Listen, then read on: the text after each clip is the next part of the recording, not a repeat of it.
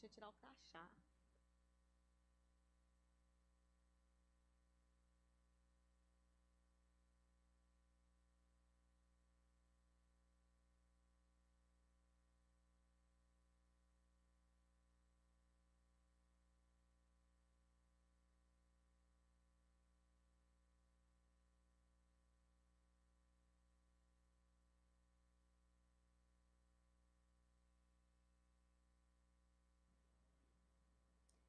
Bom dia. Iniciaremos agora a transmissão online da live com o tema Leucemia linfóide aguda e os desafios dos tratamentos. Diretamente do Estúdio R, no Shopping Rio Mar Fortaleza, para todo o Brasil, via YouTube. O GAPO, Grupo de Apoio ao Paciente Oncohematológico do Estado do Ceará, existe desde 2007, com o objetivo de estimular a sociedade à doação de órgãos e tecidos, mobilizar os setores públicos e privados para a melhoria do atendimento aos pacientes e para o acolhimento daqueles que buscam tratamento de câncer. A missão da entidade, sem fins lucrativos, é oferecer suporte aos pacientes com leucemia, linfoma, mielodisplasia, mieloma múltiplo, PTI, dentre outros, e mobilizar parceiros para que o melhor tratamento de doenças oncohematológicas esteja disponível a todos os pacientes no estado do Ceará. Atualmente, a instituição atende a média de 400 pacientes mensais em vários projetos. Com mais este evento, o GAPO se propõe a promover e disseminar conhecimento, oferecendo aos pacientes o direito de um tratamento adequado para o estágio do seu tipo de câncer e ter uma visão mais abrangente de seus direitos enquanto paciente. Outro importante objetivo do GAPO é o fortalecimento dos trabalhos de apoio e acolhimento de pacientes com câncer e seus familiares que vêm do interior do Ceará para o tratamento em Fortaleza, além de todo o acolhimento do suporte social, material, psicológico e da realização de oficinas de artes e encontros motivacionais. Este evento contará com a participação de 2 renomados profissionais, o Dr. Emerson de Souza, médico hematologista do Centro de Hematologia e Hemoterapia do Ceará, EMOCE, e médico titular da Unidade de Transplante de Medula Óssea do Hospital Antônio Prudente, e também da doutora Daniela Castelo Branco, que é terapeuta ocupacional. Teremos a condução e moderação da senhora Velúzia Maria Gomes Vieira, presidente do GAPO. Este evento é uma realização do GAPO, Grupo de Apoio ao Paciente Oncohematológico do Estado do Ceará, que tem o patrocínio da Angem. A produção é do Estúdio R. Vamos iniciar as apresentações. Já se encontram no Estúdio R2 o doutor Emerson de Souza Eulálio e a doutora Daniela Castelo Branco, que falarão sobre o tema leucemia linfóide aguda e os desafios dos tratamentos. Passamos agora a condução do evento para a senhora Velúzia Maria Gomes Vieira. Oi.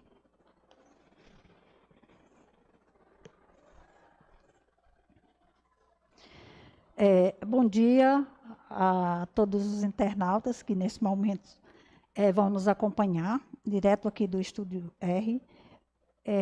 Primeiro, agradecer à doutora Daniele Castelo Branco e ao doutor Emerson de Souza Eulálio por aceitar o convite e estar aqui, dando toda essa colaboração à sociedade cearense com as informações a respeito de um assunto tão sério quanto a leucemia linfóide aguda, com o patrocínio todo especial da Angem. E, para esse momento, eu convido o doutor Emerson Eulálio para falar sobre o assunto.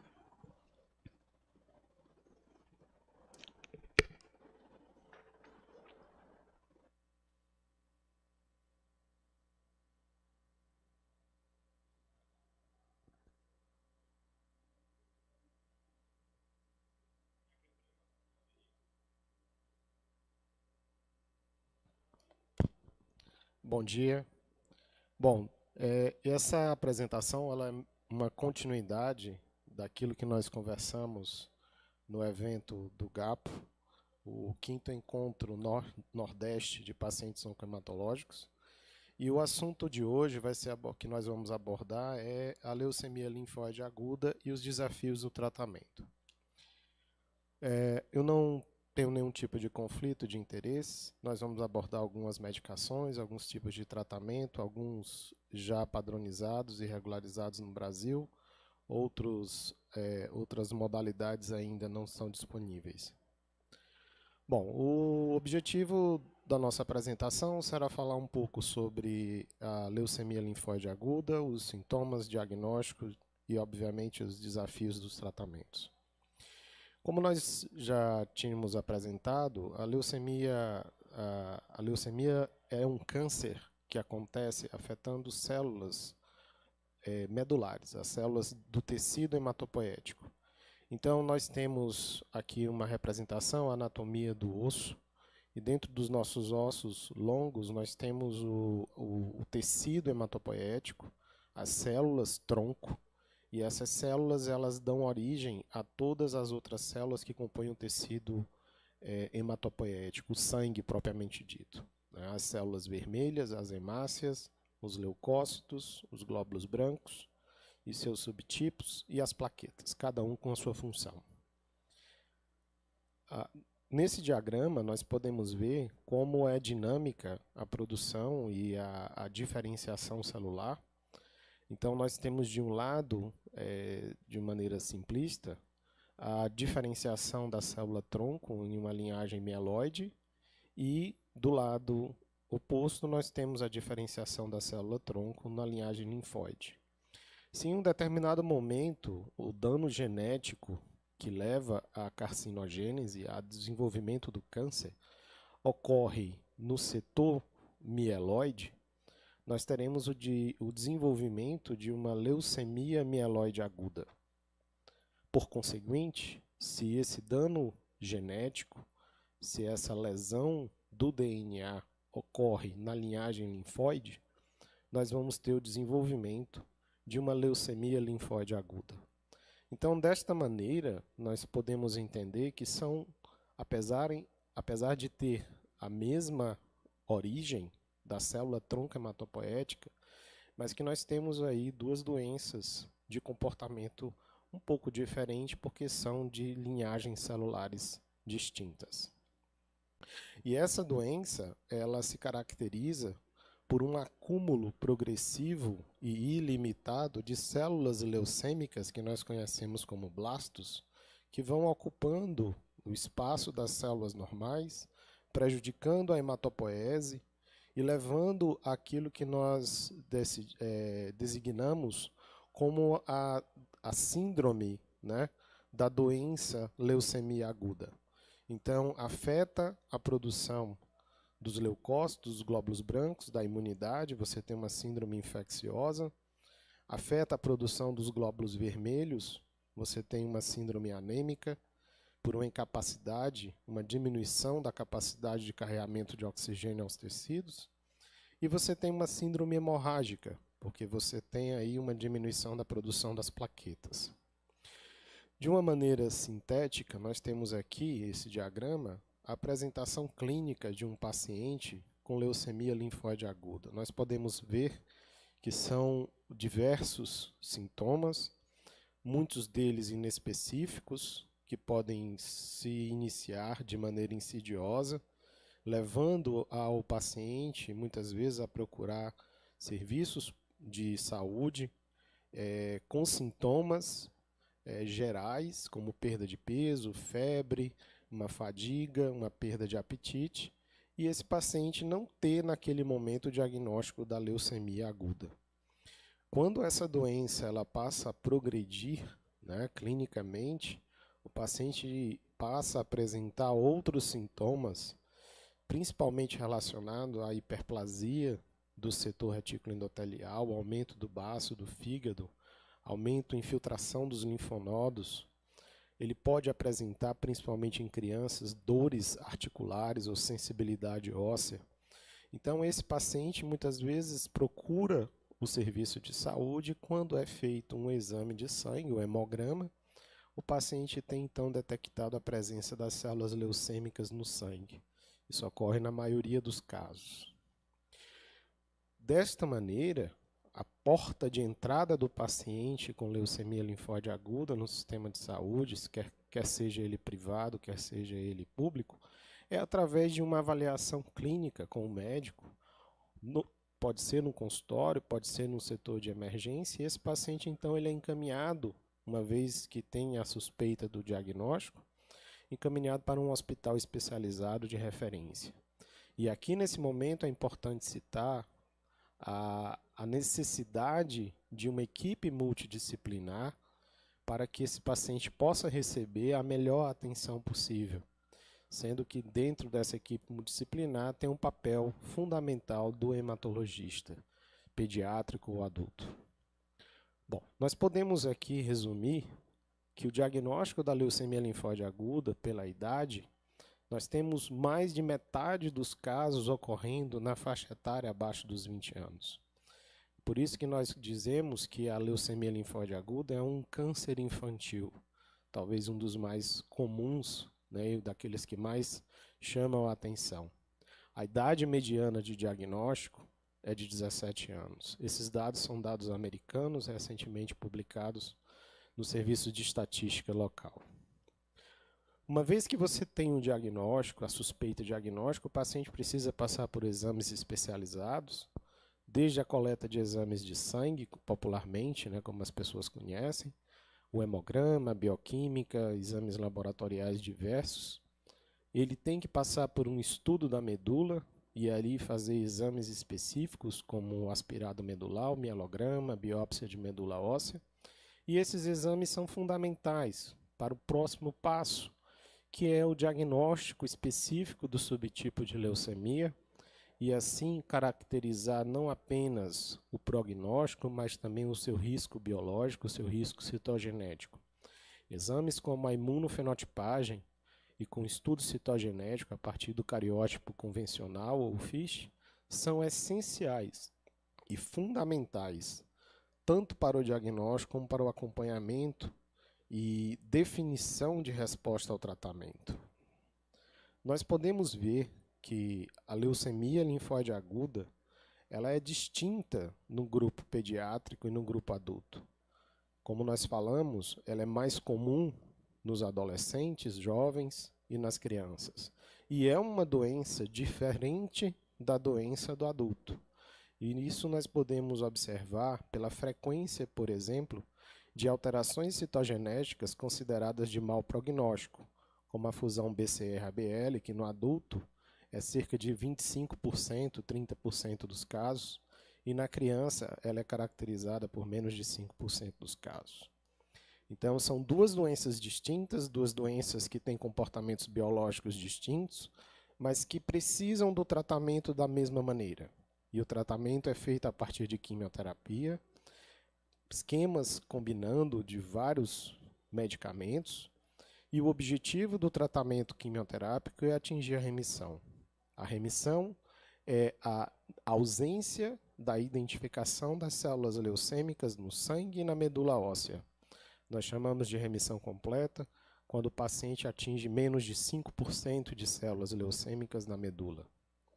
Essa remissão ela pode cursar com alterações displásicas, alterações na morfologia celular, e isso não caracterizaria uma perda de resposta. Mas, se em algum momento o número de células leucêmicas ultrapassa esse valor de 5% das células medulares, nós temos aí a caracterização de uma leucemia refratária, uma LLA recidivada. Estudos citogenéticos, como nós abordamos, são essenciais para caracterizar o risco citogenético e também para definir a doença residual, aquilo que ficou de doença na medula óssea do paciente. Essas técnicas são complementadas pelo estudo molecular. Praticamente todas as leucemias agudas, em especial a LLA, seja no adulto ou na criança, tem alterações moleculares decorrentes das fusões genéticas dos cromossomos.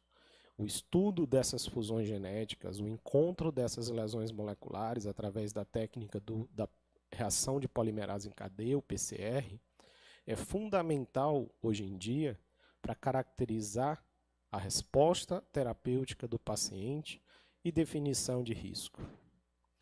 Aqui nós podemos ver como é importante o estudo da doença residual, aquilo que fica de leucemia no corpo do paciente ao longo do seu tratamento. Um paciente que, após o tratamento, atinge uma doença residual negativa, e aqui nós temos 4 maneiras de avaliar essa doença residual, quer pelo mielograma, seguido da técnica citogenética, seguido pela técnica da imunofenotipagem e mais especificamente, com maior sensibilidade, o estudo molecular, nós podemos, como nós falamos, aprofundar o estudo da doença residual mínima.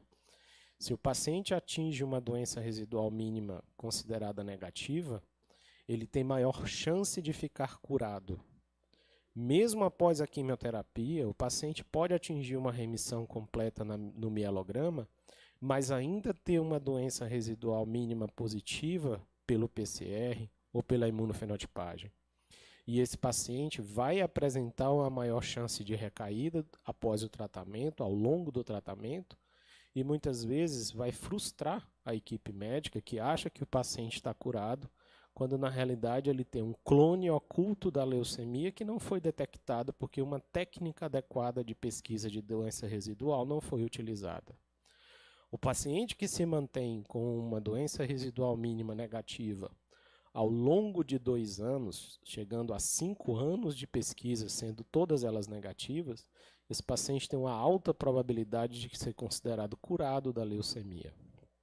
Pacientes que perdem essa resposta ou que o nível de doença residual aumenta ao longo do tratamento são considerados pacientes refratários e devem ser considerados para técnicas, estratégias de tratamento mais adequadas para esses tipos de situação.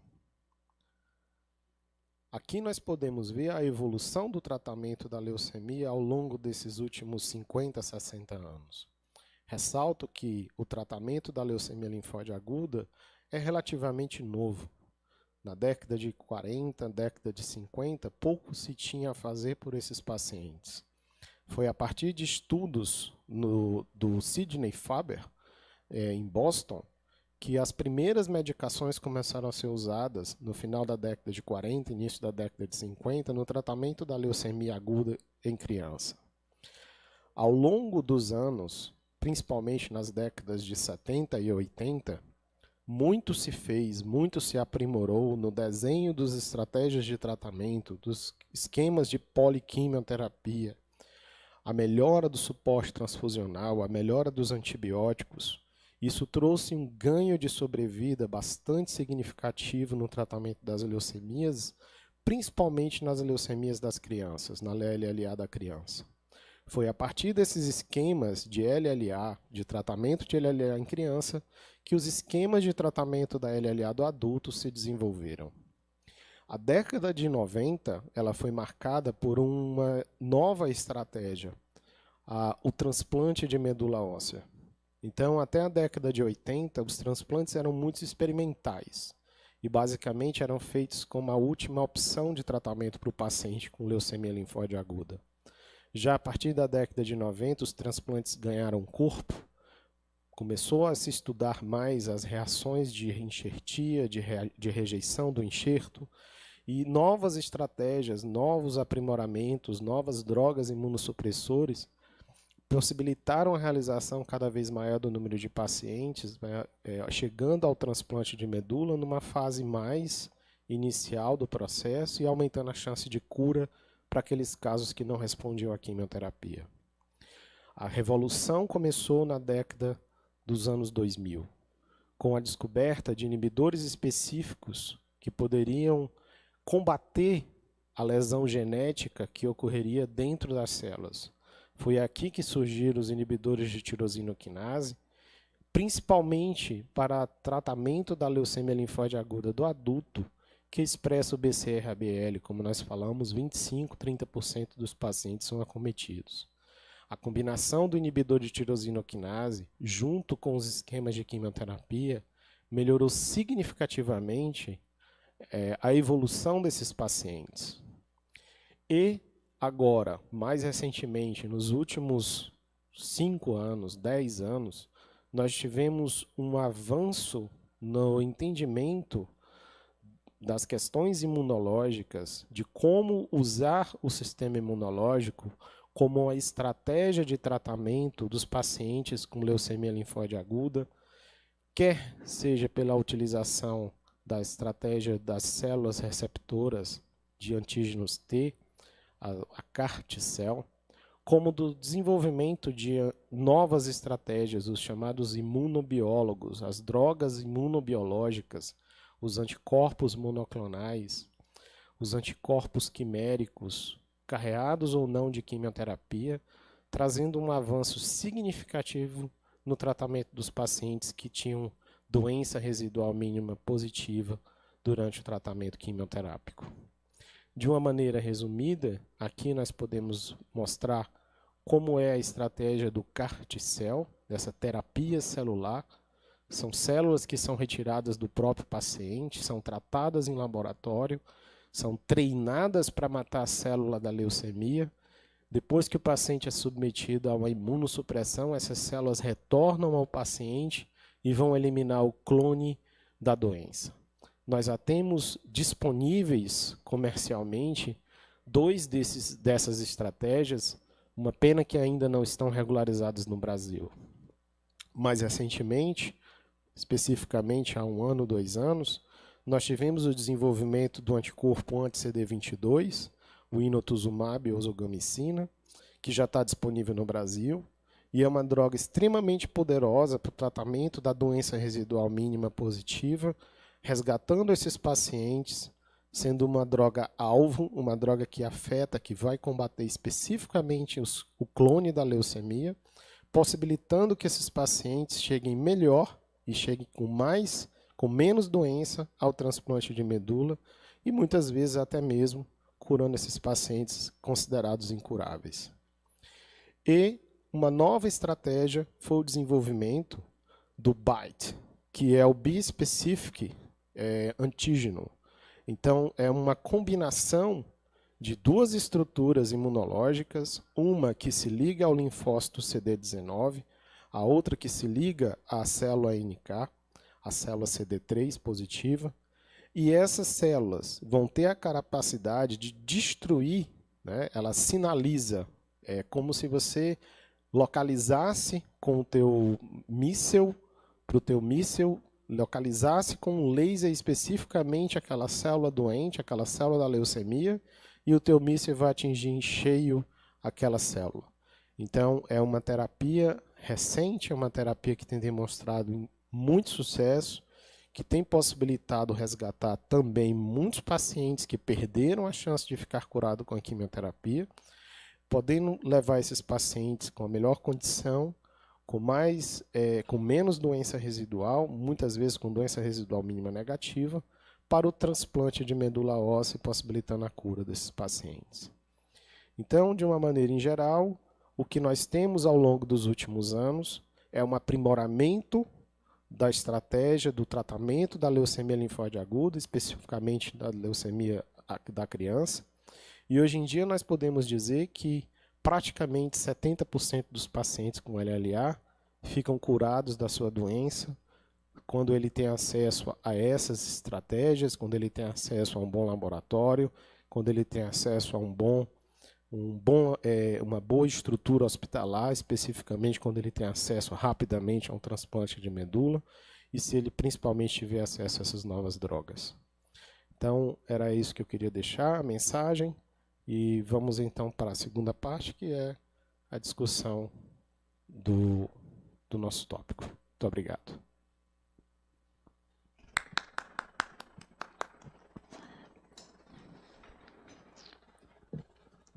Obrigado, doutor Emerson. mais uma vez por estar aqui. Eu acho muito importante as suas aulas, porque você explica assim de uma forma muito clara, sem pressa,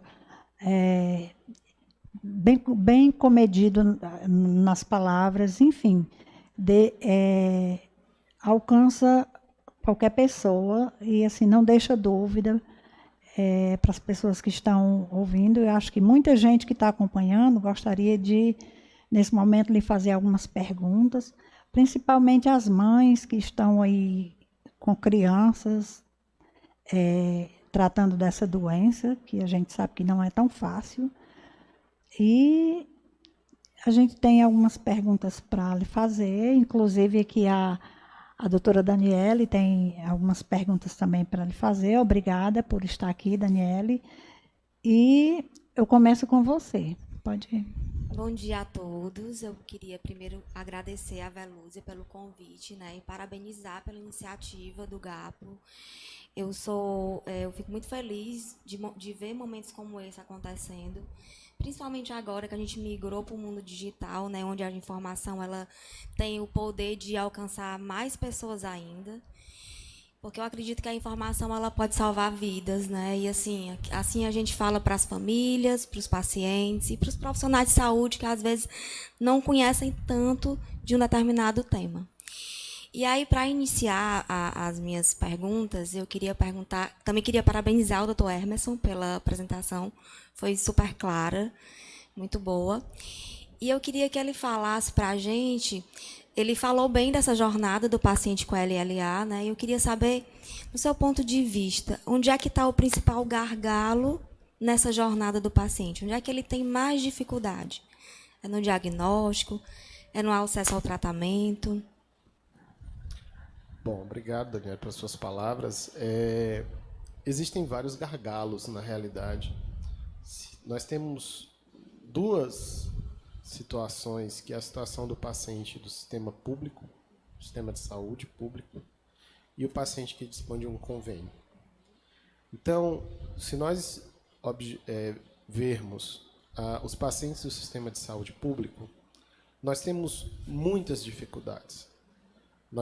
Se nós considerarmos a leucemia linfóide aguda da criança, os pediatras eles até são mais cuidadosos. Eles costumam fazer esse diagnóstico até com, às vezes, mais rapidez, porque eles pensam na doença.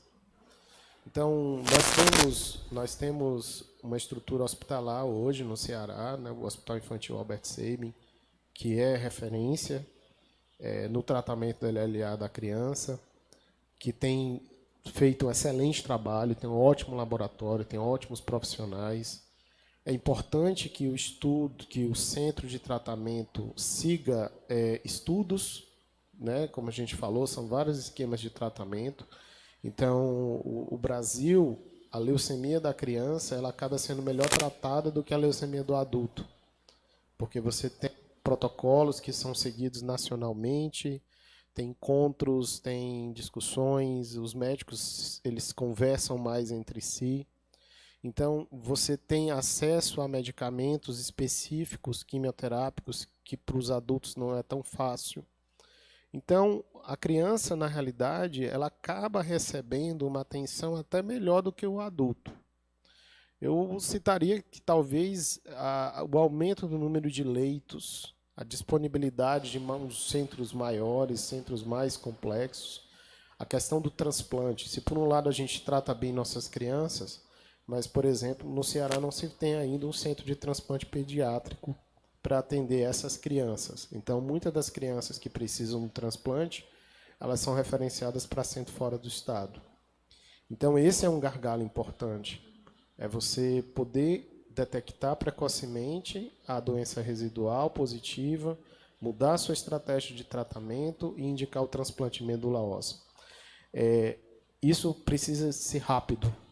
Então, essa disponibilidade de leitos de transplante pediátricos talvez seja, nessa etapa, um gargalo importante. No adulto, já é uma celeuma, assim, já é uma coisa um pouco mais complexa, porque nós temos vários centros que tratam leucemia do adulto aqui no Ceará, mas nós não temos leitos suficientes. Sempre há uma carência de leitos. Então, os pacientes, muitas vezes, esperam alguns dias, às vezes semana, para chegar até o centro especializado para poder começar seu tratamento. No adulto, a gente já não tem todas as drogas. É uma coisa de legislação, às vezes o centro tem que fazer uma solicitação para a Secretaria de Saúde para poder ter acesso a alguns medicamentos. Os protocolos não são unificados, tem centros que tratam de um jeito, tem centros que tratam de outro, com medicamentos, com esses esquemas de poliquimioterapia. Mas você já tem acesso ao transplante mais fácil, porque a gente tem o maior número de leitos para transplante adulto aqui, principalmente no Ceará. Então, são duas realidades um pouco distintas, cada uma com suas peculiaridades.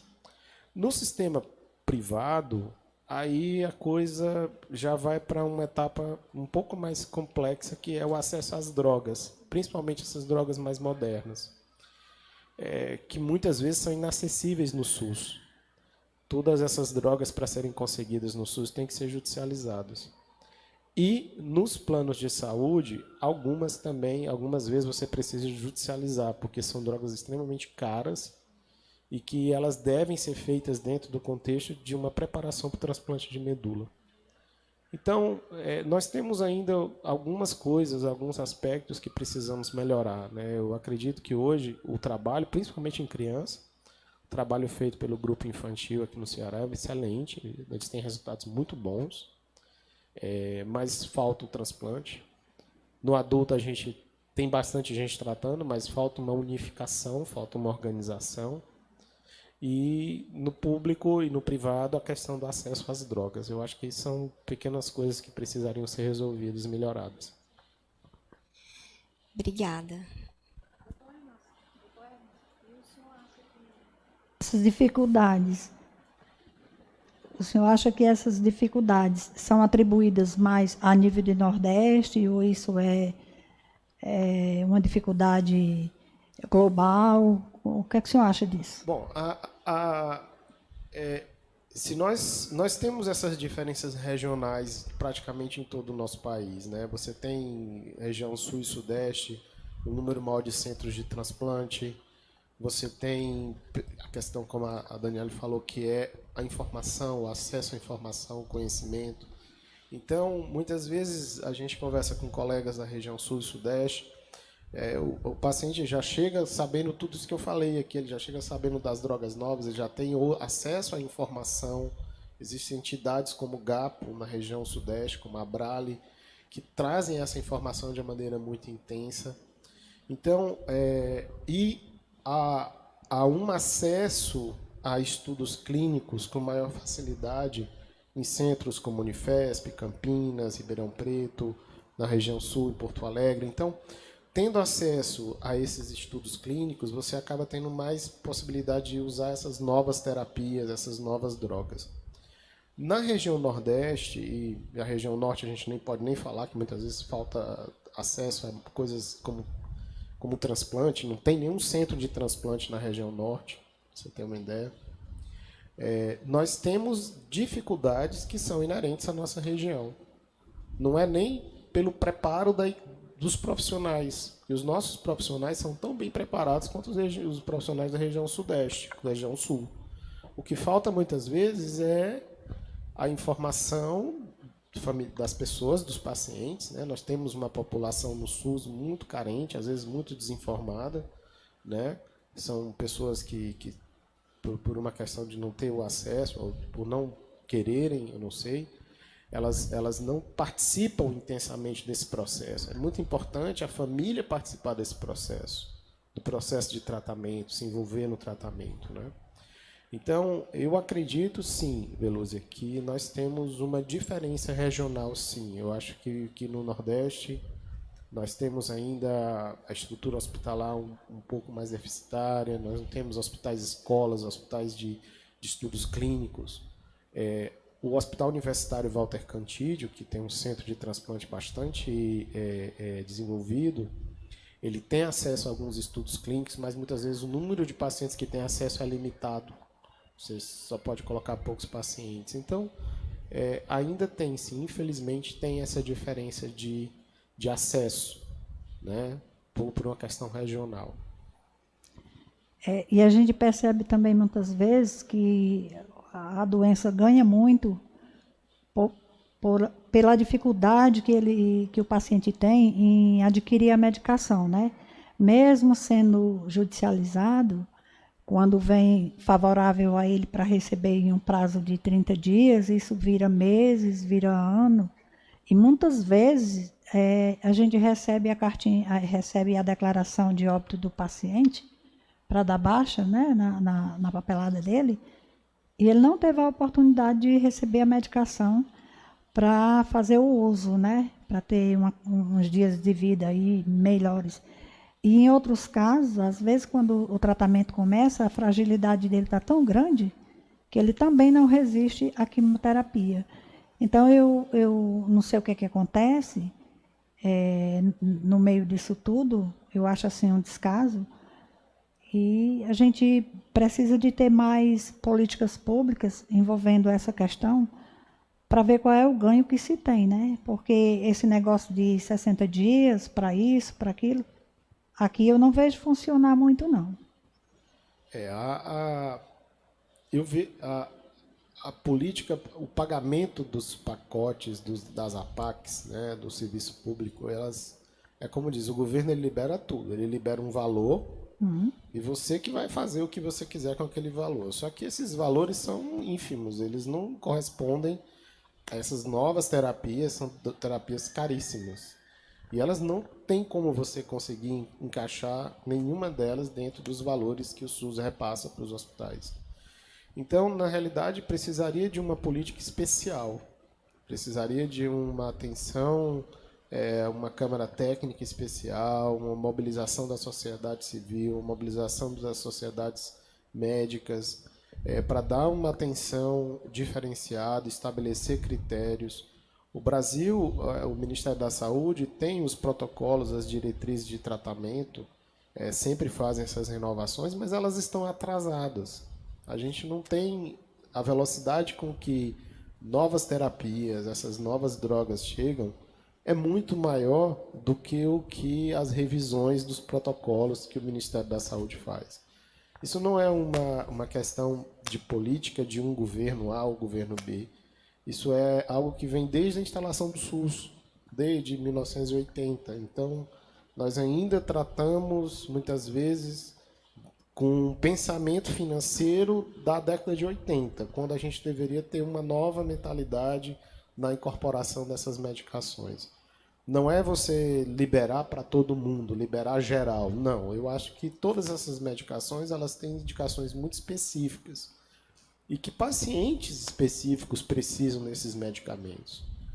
Você falou uma coisa que é importante, Velúzia, que é a demora entre conseguir a medicação e efetivamente usar esse remédio. Um paciente que recidiva de uma leucemia linfóide aguda, ele tem pouco tempo. A doença, em questão de algumas semanas, ela vai evoluir e você já não consegue segurar essa doença com quimioterapia, esse paciente acaba indo a óbito por complicações, ou da doença ou dos esquemas quimioterápicos que muitas vezes são inefetivos, mas são muito tóxicos. Então, é um paciente que, identificando a doença residual mínima positiva, e aí o protocolo brasileiro de pediatria tem isso muito bem estabelecido, por exemplo, Daniel, ele imediatamente já deveria começar uma dessas novas terapias, que são mais efetivas e menos tóxicas do que os tratamentos convencionais de quimioterapia, como, por exemplo, o blinatumomab, e ter acesso ao transplante. Porque também não adianta ele fazer esses medicamentos, se gastar muito e não ter o leito para ele fazer o transplante logo em seguida. Sim. Entendeu? Porque a gente ainda não pode confiar plenamente na capacidade dessas medicações de curar. Elas são estratégias consideradas hoje, definidas como terapias ponte, né? Ela faz uma ponte entre o paciente naquela recidiva até chegar ao transplante de medula. Então, são dois aspectos que são importantes. É ter o acesso à medicação, mas também ter acesso ao transplante. Porque o transplante de medula óssea ainda é a estratégia curativa mais efetiva na leucemia linfóide aguda, quando ela entra numa fase de recidiva de refratariedade. Muito obrigada, Daniela. E deve ser assim para o médico, né, ver esses avanços da imunoterapia, que ela veio em todas as áreas da oncologia, né, e não poder beneficiar o seu paciente com o que tem de melhor. Eu sei que a gente nunca vai conseguir dar tudo para todo mundo, é impagável isso. Mas, assim, também acredito que já está na hora de a gente começar a rever esses protocolos, até porque, na hora que o paciente judicializa um medicamento, o valor daquele medicamento, para um paciente, é muito mais caro do que aquele valor se ele passasse a ser incorporado e a compra fosse centralizada. E, assim, a gente conseguisse resolver o problema de não só da Maria, né, mas de todo aquele grupo de pacientes que também se beneficiaria com essa medicação. E aí é que a gente entra, né, Veluz, enquanto associação de pacientes, para poder estar levantando essa bandeira, né? Porque realmente a sociedade civil e as ONGs elas precisam da união e do apoio das sociedades médicas para poder entender, assim, faz tanto tempo que não entra nada no SUS, então, de tudo isso que é novo, o que é que vale a pena, né? O que é que a gente pode melhorar e lutar para isso, assim? Então, um trabalho muito forte voltado para a área do câncer de mama. E a gente já conseguiu muitos avanços nisso, né? Muito também decorrente do advocacy, né? Da defesa e da luta de melhor acesso ao tratamento e a medicamentos para essas pacientes. E eu acho que a gente tem que se unir, né, Velúzia? Todo mundo. Com certeza. Não adianta o Ceará estar lutando por uma coisa, São Paulo por outra, tem que estar todo mundo falando a mesma língua para que a gente, assim, consiga garantir um acesso melhor para esses pacientes. Daniela, eu vejo, como eu falei, o tratamento da LLA ele tem dois mundos, tem o mundo pediátrico e o mundo adulto. Eu creio que, por exemplo, é muito mais fácil uma incorporação pelo Ministério da Saúde no tratamento da LLA de uma dessas estratégias para a criança muito antes do que chegar para adulto. Porque existe além de estar melhor estruturados, né, a Sociedade Brasileira de Pediatria, o apoio ao tratamento do câncer infantil, que é algo que choca muito mais, né? Então, assim, existem estudos já em andamento e que provavelmente daqui a 2, 3, 4, 5 anos no máximo, esses estudos vão mostrar esses resultados, onde essas medicações, esses anticorpos monoclonais, a combinação dele, por exemplo, com os inibidores de TKI, os inibidores de tirosina quinase, é chamado terapia livre de quimioterapia. Ou seja, é um tratamento livre de quimioterapia. O paciente nem vai precisar fazer quimioterapia. Então, para alguns subtipos de leucemia linfóide aguda, já tem se estudado essas estratégias. Então, é uma revolução. E essa revolução deve chegar primeiro nas crianças, porque é uma doença que afeta, é um dos cânceres mais comuns na criança, é um câncer que tem uma alta curabilidade na criança, como a gente falou, né? E, infelizmente, os adultos a gente vai esperar um pouco mais, porque isso aí vai dar um pouco mais de trabalho. Eu vejo a mobilização das ONGs, o papel do GAP, por exemplo, junto com outras organizações civis, na pressão dos nossos políticos, para que eles aprovassem ou que eles tivessem uma estratégia de tratamento, algo direcionado para essa população. Eu acho que é por aí o caminho. Dinheiro tem, a gente sabe disso, né? Sempre tem muito dinheiro que aparece por aí do nada. Então, eu acredito que uma boa estratégia, bons estudos, a gente conseguiria desenvolver isso aí para atender melhor a nossa população. Verdade. Quem sabe, né, ter essa parte do transplante mais estruturada aqui, né? A gente acabou de mudar de gestão, então tem que bater lá na porta, dizer, aqui não está legal, vamos ajudar, a gente está aqui para somar, né? Geralmente as ONGs elas são vistas assim de uma forma errônea, né? A gente não quer puxar o tapete de ninguém, nem botar o dedo na ferida, mas levar para quem tem o poder de tomar a decisão o que está acontecendo, a realidade, né? E assim, do jeito que está a Velúzia e o Gapo lutando pelas doenças do sangue, tem o pessoal do câncer de mama, tem o pessoal dos transplantes, enfim, cada qual com a sua dor, né? Então, assim, é muito problema. Mas se a gente não falar deles, como é que vai resolver, né? Então, a gente tem que botar na mesa e propor soluções. E o Gapo? Então, eu acho muito importante e acho até bonito na teoria, quando fala-se em terapia-alvo, fala em medicação de ponta, fala em tratamento personalizado, mas a gente sabe que na prática isso não funciona muito bem, não é verdade, doutor Emerson? Não funciona principalmente porque tem toda uma cadeia de eventos que precisam ser feitos. Por exemplo, o diagnóstico, a imunofenotipagem, o cariótipo, a citogenética. Muitos pacientes a gente trata, não sabe o risco citogenético, a gente às vezes não tem acesso aos exames para fazer esses estudos. Então, esse é um cenário considerado um cenário ideal, né? Eu acho que a gente tem que lutar, Veloso, por toda a cadeia, desde o leito. Se não adianta nada eu ter medicação que custa uma Leito é um fortuna problema crônico, a e eu gente não sabe. tenho leito. Né? Leito é um problema crônico, pelo menos aqui em Fortaleza, na rede pública, a gente sabe que isso é crônico. Eu já tenho 13 anos no trabalho e eu sei de hospitais que nunca passaram de 5 leitos para leucemia aguda, para adultos. Infelizmente. 5 leitos e acabou essa conversa. Há 13 anos. Então, a gente vê que a coisa não evolui tão bem assim, não é verdade? Eu mostrei num diagrama que uma das revoluções do tratamento da leucemia aguda foi a melhora do suporte.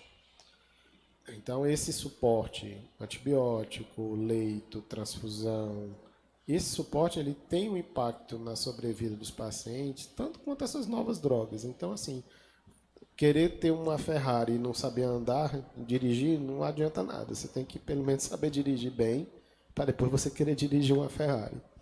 Então, é importante a melhoria como um todo, como você falou. Você tem 13 anos que conhece hospitais que têm 5 leitos. Eu tenho 20 anos de formado e eu conheço hospitais que estão do mesmo jeito, não mudou nada.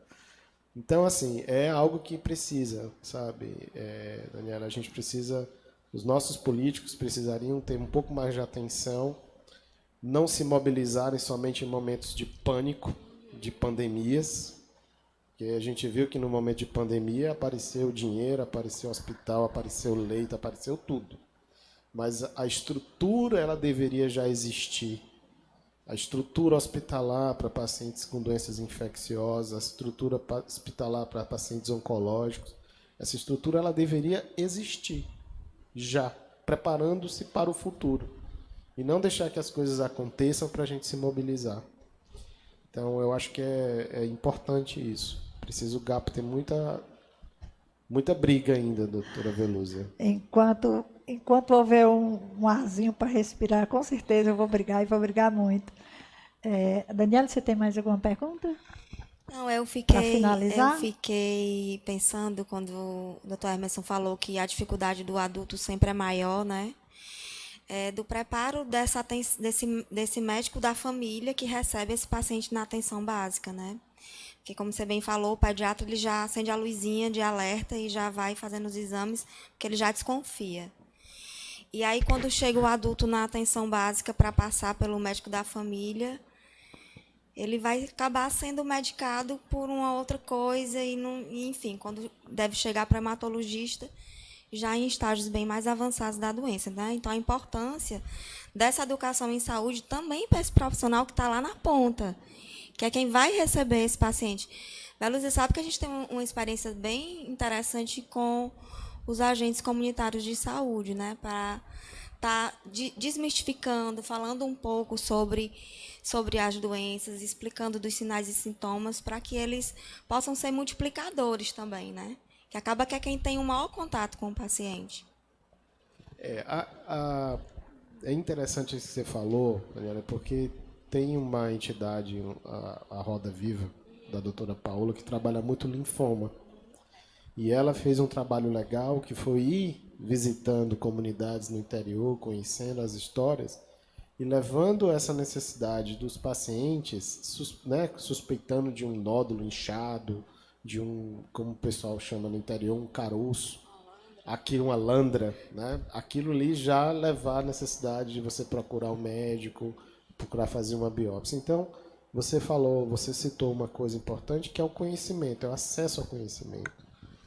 E aí eu parabenizo aqui o GAPO, a pessoa da Veluzy, que eu conheço há tantos anos, de sempre levar eventos como esse, né, a participação de pacientes, a divulgação de material educativo, para que você possa levar o conhecimento aos pacientes. Nós ainda temos, você falou, Veloso, da questão regional, mas a gente percebe essa diferença. Eu fiz residência em São Paulo, eu trabalhei junto com a Abrale, você percebe a participação mais motivada, o acesso à informação, a pergunta. Lá o paciente, a família do paciente, ela já vai mesmo preparada, ela tem essa informação. Todo mundo se envolve, né? Exato. Então, assim, eu sinto falta disso aqui. Às vezes a gente vê pacientes, geralmente a família muitas vezes não fica perto, não participa.